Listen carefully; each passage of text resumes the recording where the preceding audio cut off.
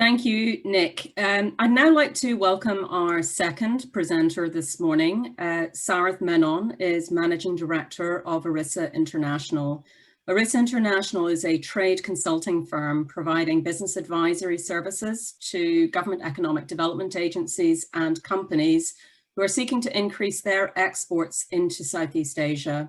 Invest and I have been working with Arisa for a number of years under our trade advisory service. And with their assistance, we've been able to facilitate in-market research, B2B introductions, and in-market meeting programs for client companies who are targeting sales growth in the region. Sarath will now share some of his insights into the banking and financial services sector in Singapore and outline some of the recent research commissioned by Invest NI to support business development in the market. Thank you, Sarath. Thank you, Kerry. Thank you, Nick. And good morning, everyone. I'm pleased to be here today to give you a brief overview of the fintech sector in Singapore. So I think the start of the growth of the fintech sector in this country really began in 2015.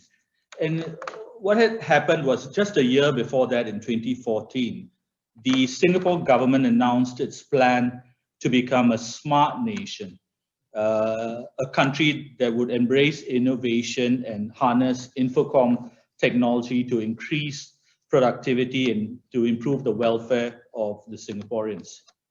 So in 2015, the head of the Monetary Authority of Singapore, or MAS as we call them, announced that a smart nation needs a smart financial center.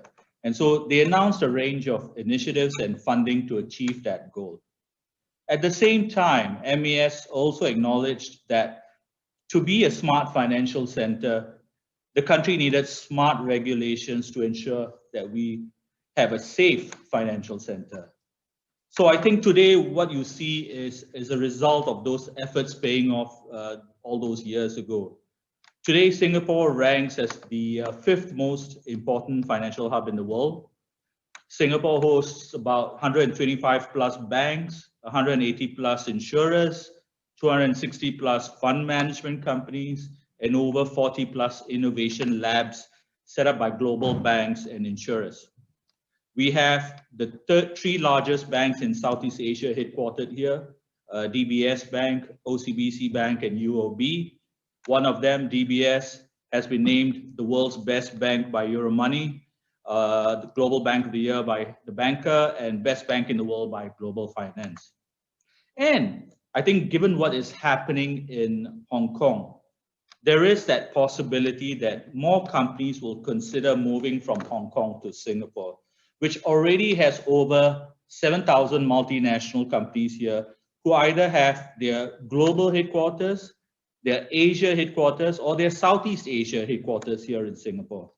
And when you have an ecosystem like that, that just draws in more players in the financial sector into the country. So as a consequence of our competitiveness in the financial sector and our drive towards digitization, Singapore has emerged as one of the most important global champions in the fintech sector, ranking third in the 2020 Global Fintech Rankings, Global Fintech Rankings Index after the US and the UK. But it's not just that Singapore has established itself as the fintech leader in Southeast Asia because it's home to close to half of the region's fintech companies. It also attracts over 50% of all fintech investments directed to the region, as reflected in the table on the top left-hand side, top left of the slide. In fact, 7 out of the 10 largest fintech investments in 2019 involved Singapore companies. And if you look at the key characteristics of the Singapore fintech firm, one of the most important traits is that local companies here are extremely varied, with players having built competencies in all major fintech areas, ranging from alternative lending to cryptocurrencies. The chart here shows some of the key application and technology areas for fintech firms registered with the Fintech Association of Singapore. But if you look at the chart, 2 areas stand out. payments with 1/4 of all fintech investment directed to this segment in 2019, and insurtech at 12%. A further defining characteristic of those companies based here is that they do not just target the local market, but the wider Southeast Asian region. It is estimated that about 70% of fintech firms in Singapore adopt a regional expansion mindset at the outset. So what's going on in terms of our drive towards digitalization? So the trend has been further accelerated by the COVID-19 pandemic. And more importantly, what's happening now is that Singapore banks are considered to be ahead of even their counterparts in Hong Kong. Just to give you an example, JP Morgan, for example, posted 640 tech jobs in Singapore in 2018. And in comparison, they advertise only 170 in Hong Kong. But there are other things that are going on in Singapore now. And one of them was a key development that took place in Singapore last year. The MAS announced that it will issue 5 new digital bank licenses, including up to 2 digital full bank licenses, which allow licensees to provide a wide range of financial services and take deposits from retail customers, and up to 3 digital wholesale bank licenses, which allow licensees to serve SMEs and other non-retail segments. In June 2020, MAS shortlisted applications for the next stage of assessment, as shown in the table on the top right of the slide. One thing to point out as you look at those who have been shortlisted, you will notice that among the bidders for the wholesale bank license, each one of those consortiums has a Chinese company in the mix, a sign of the competition from that country. Now, it's not just in that sector, but also in the insurance sector, which has also been pushing quite aggressively with digitalization. Among the most interesting players that are offering digital solutions now is Singtel, Singapore Telecom, our communications company, or telco, so to speak. A few months ago, they launched an insurance savings solution offered exclusively through their Dash application underwritten by Etiqa Insurance. The government is also collaborating with the private sector.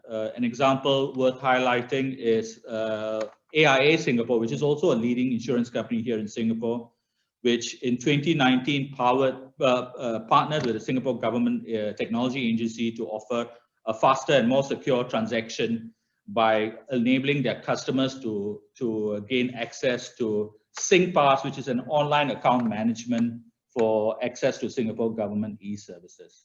As I mentioned, MAS has been the key to the development of the Singapore fintech ecosystem, because a smart financial center needs smart regulations. So apart from the digital bank licenses that I just mentioned in the previous slide, here are some other key initiatives that MAS has introduced. One, MAS introduced Asia's first regulatory sandbox for the fintech industry, and that was way back in 2016. The sandbox enables fintech startups to test the viability of their solution within a more relaxed regulatory environment. It resulted in notable fintech innovations powered by AI in the area of robo-advisory and online insurance. And just last year, MAS enhanced the sandbox with the launch of the Sandbox Express, which shortens the approval process for the sandbox. Last year, MAS also issued a set of legally binding requirements to raise the cybersecurity standards and strengthen cyber resilience of the financial sector. And MAS also launched a unified payment QR code, the Singapore Quick Response Code, combining multiple payment QR codes. This year, MAS has also introduced several new initiatives. They include the Veritas Initiative, which is a framework for the adoption of artificial intelligence and data analytics. And the first phase of that will commence with the development of fairness metrics in credit risk scoring and customer marketing.